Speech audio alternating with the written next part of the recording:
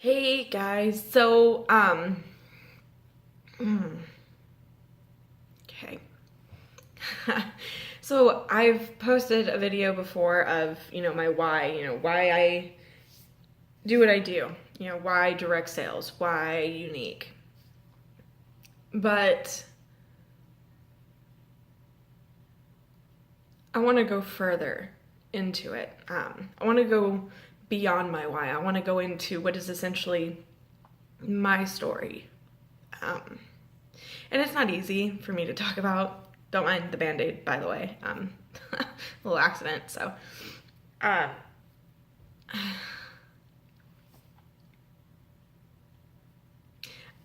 I mentioned how one of the things that led to me ultimately choosing Younique was the Younique Foundation and how it's there to support victims of sexual abuse. Okay. And how it's something that I personally have experienced as an adolescent, and I want to dig deeper into that. So bear with me, this might take a few minutes.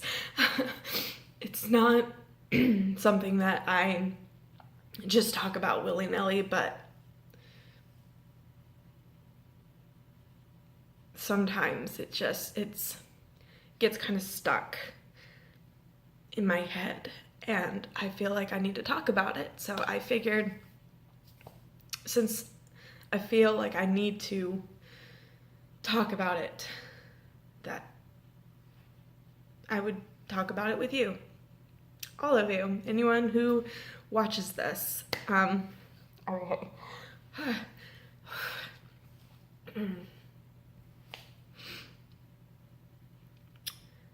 When I was 15, there was this guy who I had been introduced to prior to winter break. He was a neighbor of a girl that at the time I was friends with. I only saw him that one time. And I didn't see him again till like a week or two after winter break. And the second time that I saw him, I was actually leaving my house. Now, growing up, from the time that I was 5, sorry, we gotta take a little side road here. From the time that I was about 5 years old, my parents had been divorced. And they had joint custody, so I didn't have just one home, I had 2. So going from one home to the next. So there was no way that this guy knew where I lived. There was no way. And I was actually leaving my dad's house to go to my bus stop for school. And that guy just pulled up. And it didn't really dawn on me, like, how did he know to find me here? Like, the way he pulled up, it was literally like he knew.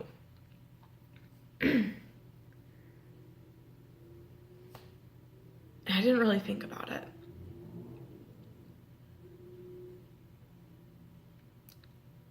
You know,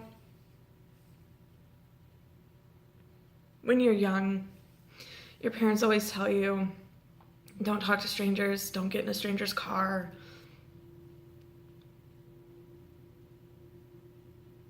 And I'm telling you right now, that's advice everyone should listen to as a young child or a teenager, doesn't matter. You should always take that advice to heart.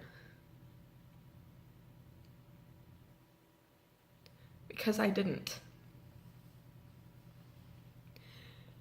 And I wish that I did.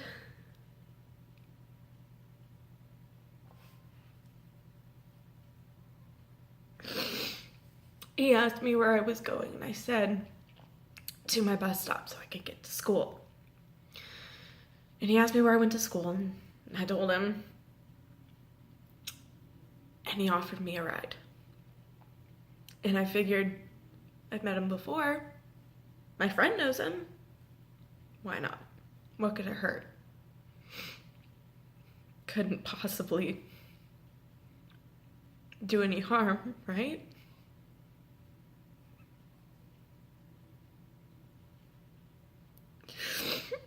And I was wrong. I told him exactly how to get to my school. I told him where to turn, and he drove past it. And I thought maybe he just missed it. Maybe I told him too late. So I told him, it's okay, just take this next turn. And he went past it again.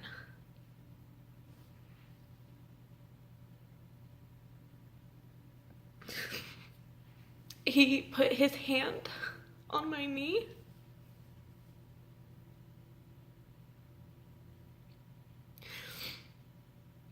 And I didn't know what to do. I tried brushing his hand away.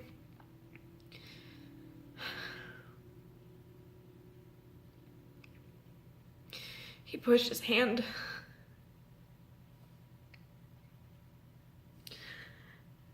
up my thigh.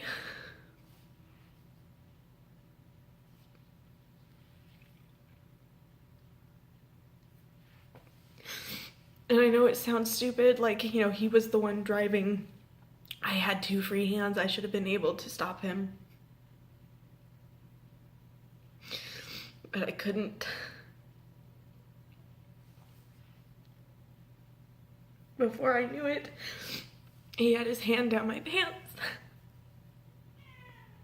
Even though I tried to push his hand away, I tried to stop him several times, and it didn't matter.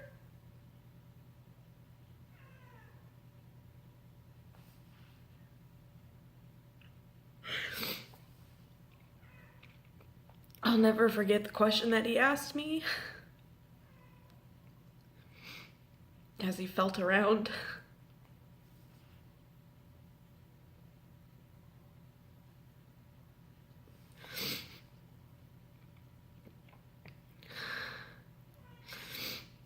He asked me if he could have a lick.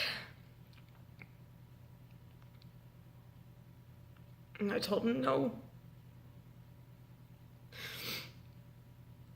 And of course, at that point, I never imagined that I would have ended up back home ever. I didn't think I'd see anybody that I knew ever again. At that moment, I just wanted to go back in time and just go to my school and just go to the bus stop and go to school.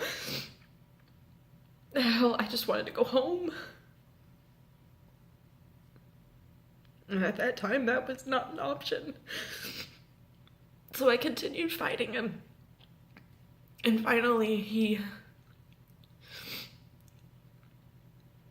dropped me off at school. I don't even know why.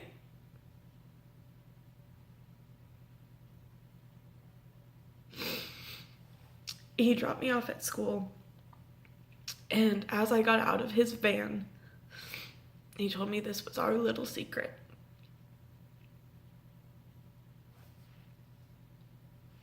I got inside the school, and I started making my way to the office so that I could get a slip to get to class, because I was late for school.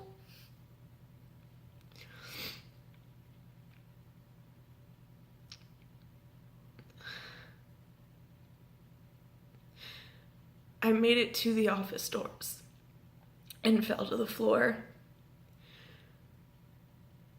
And a friend found me curled up in a ball. She asked me what happened. And the only thing I could say was molested. That That was it. I couldn't speak. I couldn't think. I didn't want to think. She helped me off the floor and walked me up to security, who sat me down with the police officer and called my parents. And my mom came and got me and took me home. And when I saw her, it was the best thing in the world, because I didn't think that I'd ever see her again. I was so scared, and it felt like part of me died inside.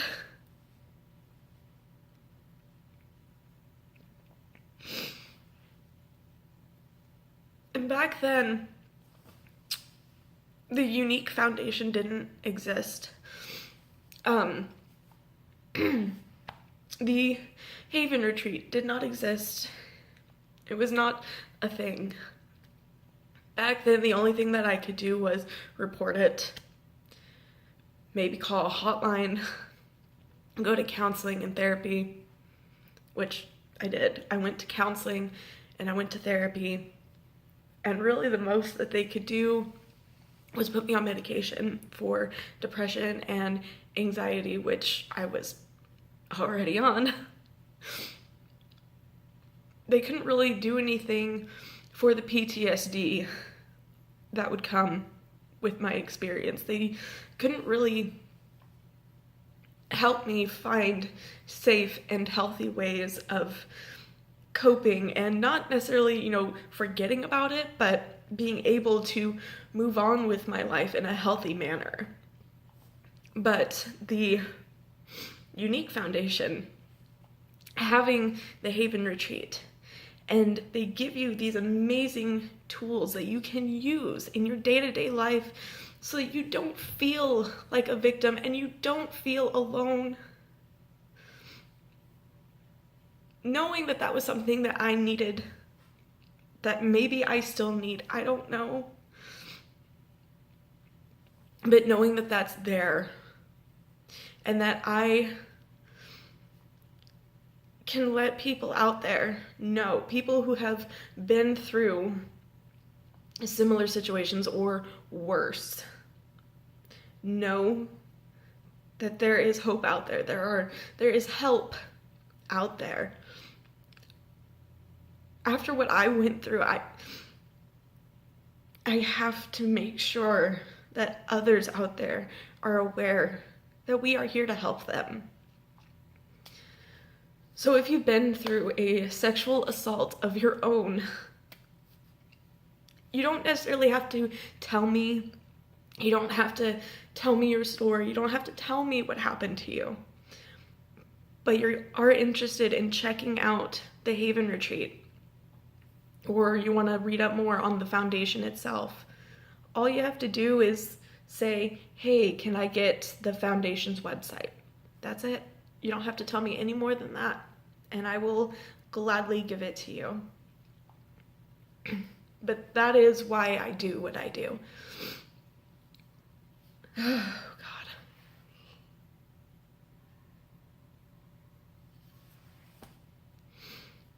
God. For the longest time, the smallest things would send me back. A hand on my knee, and it was an instant red flag.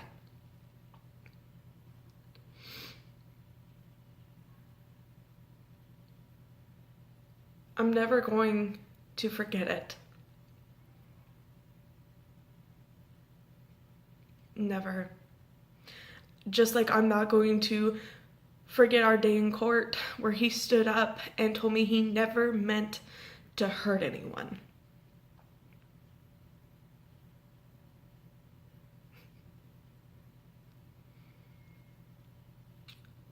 I'm not going to forget how he got released from jail 2 years to the day of going.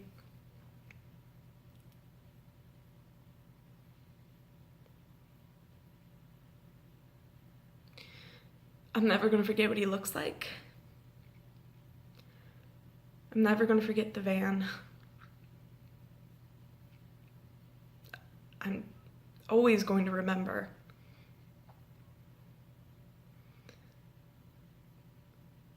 But I refuse to be a victim. I survived. And I want to help others do the same.